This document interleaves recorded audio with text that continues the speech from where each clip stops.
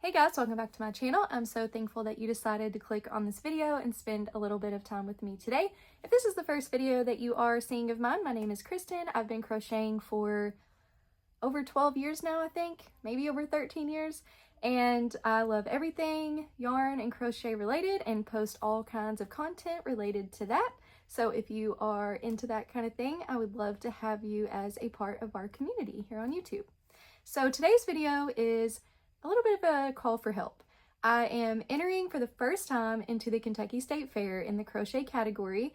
I have entered into our local county fair once last year, and I entered just a couple things. I won first place on one thing and I think second place on the other. And so that was fun, but this year I really wanted to enter into the state fair. We've been going to the state fair for years and years now. I've always enjoyed looking at all the crochet stuff and have always said I'm going to enter. Last year I was really serious about it and went to register and I had missed the deadline. So this year I made sure that that didn't happen. I am entering into 6 different categories and I just need your help choosing what to enter. And so we're going to go category by category, and I'm gonna hold up a couple or a few different options, and I would love in the comments if you would list the categories 1 through 6 and put which one that you would think that the one that you think I should enter. I can't talk today or any day. So the first category is adult sweater. So when they say sweater, my thought was, okay, does that mean like cardigan also? But just in case, I am not going to consider cardigans because my second category is actually wearable garment, and I'm going to enter probably a cardigan for that. So I'm actually going to go with a sweater. I have 2 options to show you. They are right behind me, and it is this one here. Now ignore this, I do have to weave in a few ends. Here's the first option. This is, I believe, a pattern by Kelly from Craft in a Cuppa, and I finished this one pretty recently. I finished it earlier this spring, and I just love the pastel colors. I was inspired by this pillow that I had made a few months ago. No, it's probably been like a year now or over a year that I made that pillow. And so I really wanted to use some of that yarn and make a wearable out of it. So here is option number 1. Okay, so here is option number 2. And funny enough, this is also by Craft in a Cuppa. This is the Pick and Mix sweater, and I love this sweater so much. I used the Big Twist Prism yarn, and it's so soft, so flowy. I love this one. I did a little bit more of an open sleeve, and what's really cool is that this yarn is, I've got the hanger all messed up. This yarn is, it's just one colorway. So all these colors are from the same colorway. So how amazing is that? I love the stitch here. If you can see, it's very kind of open. This is a, it was a bulky weight yarn. I'm actually making another one of these right now in a DK weight yarn. It's going to be pink and red, these yarns right here. So really excited about that. This one, I like how it's more oversized. It has that drop sleeve. So yeah, which one do you prefer? So in the comments for category 1, I would like for you to, I guess you could put pastel rainbow sweater or pick and mix sweater would be the 2 options. So this one or that one. All right. Next category is wearable garment. So let me grab those. So for this category, I actually have more than a couple options. This one's hard because I like all of these for different reasons. I actually also just finished a cardigan. You're going to get a sneak peek of that. I have a video coming out soon where I'm going to share some whips that I've had laying around for a while that I am finishing because it's getting crazy. So I have one that I just finished, one that is 3/4 of the way done, and then 3 options that are already finished. So you have a lot to choose from for this one. So starting with this cardigan, this was a MJ's Off the Hook Designs pattern. This is actually the cardigan that won first place in our county fair last year. So this one I really love. I love the open mesh stitches, and I love the color blocking of this one. I just think it's cool how each sleeve is a little different and the front panels are a little different. The thing is though with this one is I have wore this one quite a bit, and so it's hard to tell, but it is getting some wear on it, as well as the last time that I washed this. Now it has sort of a weird feel to it, which I know people won't be feeling it, they'll just be looking at it. But I guess because I know that it's had a lot of wear and the way that it feels, I'm afraid it's gonna like make a impact on the judges, that it's gonna like knock some points off, but I don't even know if they go by that. But I like how it has the slit in the side like that. So here is option 1. So for this one, if you vote for this one, you can put color block cardigan or MJ's Off the Hook cardigan, I guess would be either one, but color block cardigan would probably be the best. Okay, this one, again, I've also had a lot of wear of, but you can't tell as much with this one, I don't feel like. This is Craft and a Cuppa, Kelly from Craft and a Cuppa, her granny hexagon cardigan pattern. I always say granny square, it's hexagon. And this was, I want to say, possibly the first one I ever made. I think it is. It was made from some sort of big twist yarn. Oh, party yarn. So different colorways of the party yarn with some like cream colored yarn. I wear this one all the time. I get a ton of compliments on it. People are like, you actually made that? People can't believe I made this one. So I really love this one. I think it would be a great option. So if you want to vote for this one on category number 2, then put hexagon party yarn cardigan or something like that. So colorful hexagon cardigan, something along those lines, and I'll know what you're talking about. All right, number 3 option. This is also a Kelly from Craft and a Cuppa pattern. I just love the way she teaches. Her tutorials are amazing and her patterns are so fun.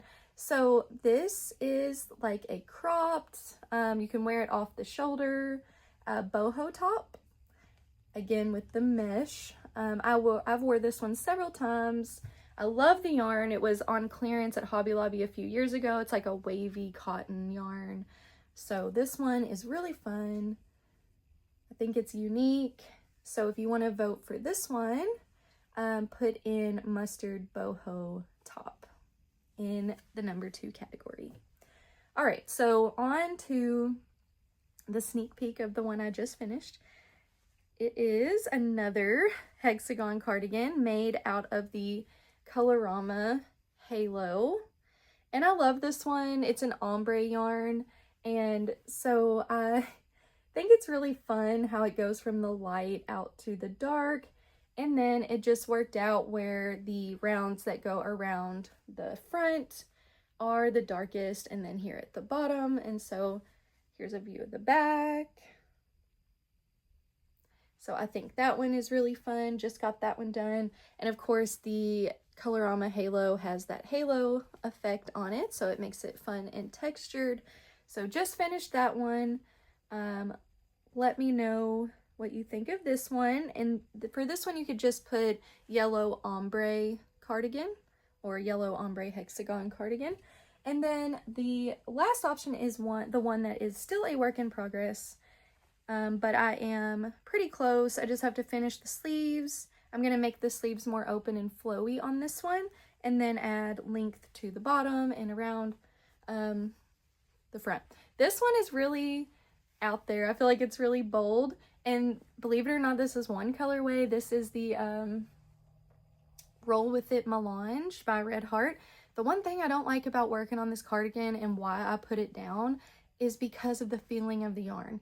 It's definitely has more of that scratchy sort of texture. It's not horrible, but it just feels synthetic. It doesn't feel super soft, but I really do think that once I wash this one, it's going to feel really good. Again, for entering it in the fair, I don't think the way it feels matters that much. So so I'm working on this sleeve. They're going to be open flowy sleeves. Got to do the other sleeve and then some length at the bottom and then a few rounds here. So really close to being done with this one. The sleeves don't take long, especially since I'm not cuffing them. But I love all the little pops of color. It feels like every square is just a different color almost. And I just love that. So if you want to vote for this one, you can do Red Heart Melange cardigan. Okay. I'm gonna have such a mess in here. Everything's just piling up. Number 3, Mosaic Crochet. Now for this one, I don't really have an option. I do have 2 Mosaic Crochet patterns. However, one of them is a pillowcase that I am not going to finish for this. So I'm going to enter this one. So there's no choice for this one, but I do want to share it. And it is this one, my first Mosaic Crochet pattern that was supposed to be a blanket that I realized is going to take me 10 years to make. So I just made it this long piece of crochet. Still has the ends on it, which I kind of like. I guess you could consider it a wrap if you wanted to. I guess you could also make it a table runner if you wanted to. I don't think I have to specify what it is. The category was just Mosaic Crochet. So I think that this will be fine. I really love this. I love looking at this. This normally sits on the little stool that's under me and I get to look at it every single day and it makes me happy. Oh, and fun fact, this colorful part of the pattern is the same yarn as this. So one of my really close friends actually sent me a bunch of this colored yarn to finish this blanket, and then when I didn't finish this, I wanted to use it up, so that is why I'm doing this one. But isn't that cool how, you know, just depending on the pattern you make, the yarn looks entirely different. So I think that was super neat. So that's that. Next category, toy, doll, or amigurumi. So I don't make dolls, I do make amigurumi, and I have a couple options. So here's the first one, and I really am leaning towards this one just because it's already done. I don't have to worry about making something for the category, and honestly, this is probably my favorite amigurumi I've made. It was one of my first, and I'm just really proud of it. Look at his cute little face. This is made from Hobby Lobby's, I can't think of the name of it right now, but it is such a beautiful yarn. Again, this is all one colorway. That's why I love variegated fun yarns like this, because they just add such a unique look without having to change colors. So this guy has really long tentacles, really cute little face, and I love all the colors. So I don't know how they'll display this. I don't know if they'll hang it up. I don't know if they'll like smush it like this, but either way, I think it's cute. So I'm really leaning towards this one. So for category 4, if you would like to choose this one, then just write colorful jellyfish.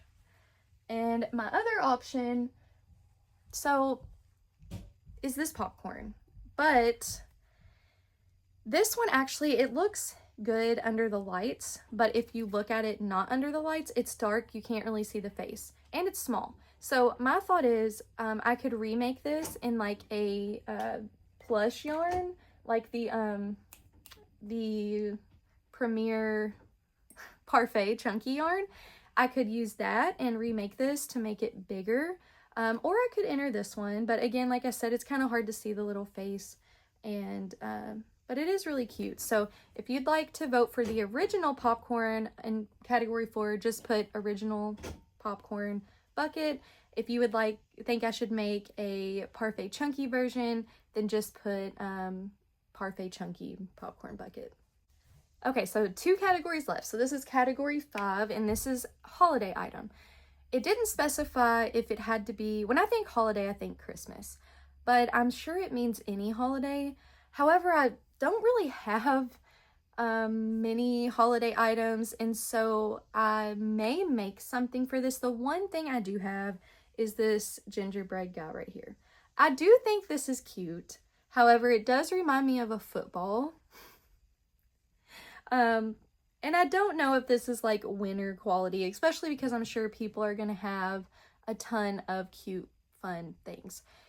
So this is an option. If you like this one for category 5, just put gingerbread,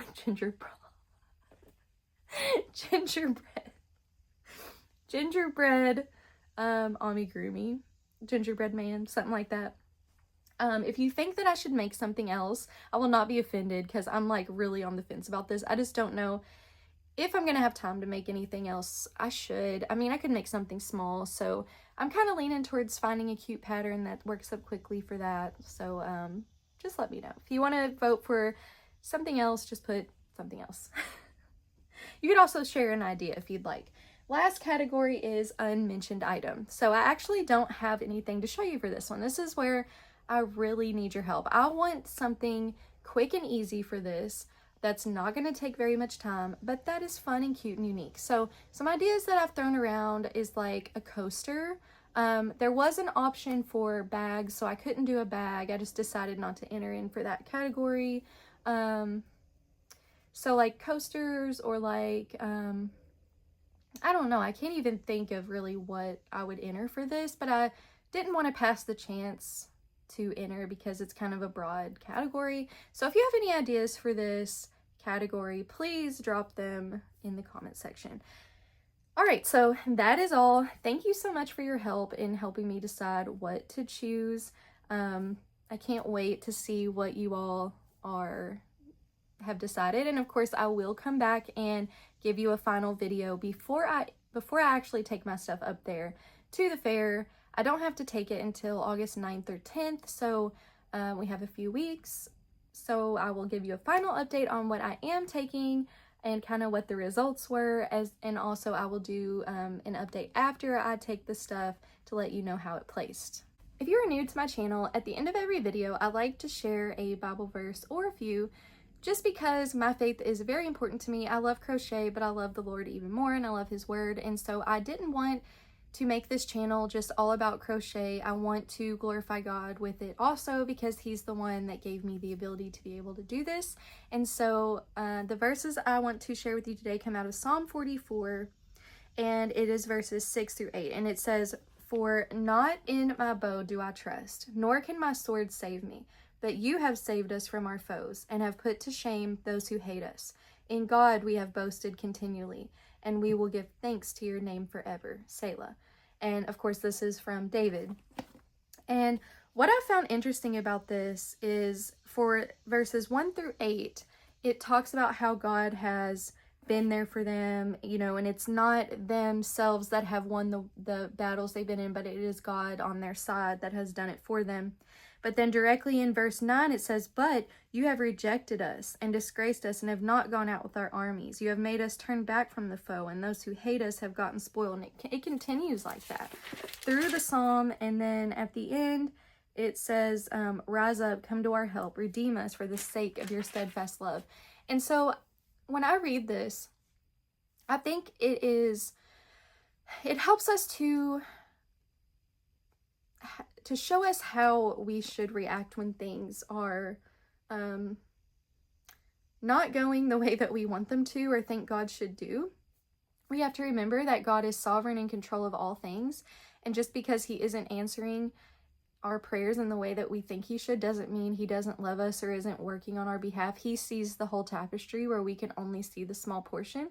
And so I do think this is a good guideline, that when we are praying to God, to remind ourselves as we're praying the things that God has done for us in the past.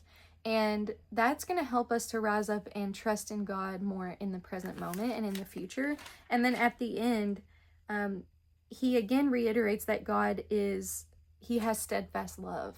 So even though He's confused about why, God, are you not helping us? You've always helped us. Why are you not here now? Why have you turned your back on us? He's feeling these deep emotions that we all feel, and I think we've all questioned God in that way at some point. But he is still saying, but even yet, you are steadfast. You have love for me. You have been there for us. And I think that that is a important thing to remember when we go through really hard times, because we are going to go through hard times.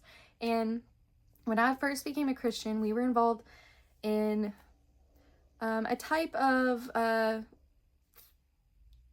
don't know how to say it, like a type of denomination that kind of makes you feel like everything is going to be good if you are a Christian, and that if you just have enough faith and believe hard enough, that everything's gonna go okay. And so when things do go wrong, you question, okay, do I have enough faith? Is God mad at me? And the truth is, no. It's not up to us. God is sovereign, and once we are saved, we are his. And even though we fall and we make mistakes, we can know that God is working behind the scenes, and we just have to turn our heart towards him and praise him. And it's okay to wrestle with these emotions, but as long as we are bringing them to God and we are trusting in the end in him and knowing that he is in control, that's all it is. And I'm just so thankful that we serve a God that loves us, cares for us, and even when we feel like he's not there, he's there. And it's just a blessing. So I pray that you have an amazing rest of your week. I really hope that you enjoyed this video. I can't wait to hear your comments or read your comments. And I pray that God blesses you. And I'll see you super soon in the next one. Bye!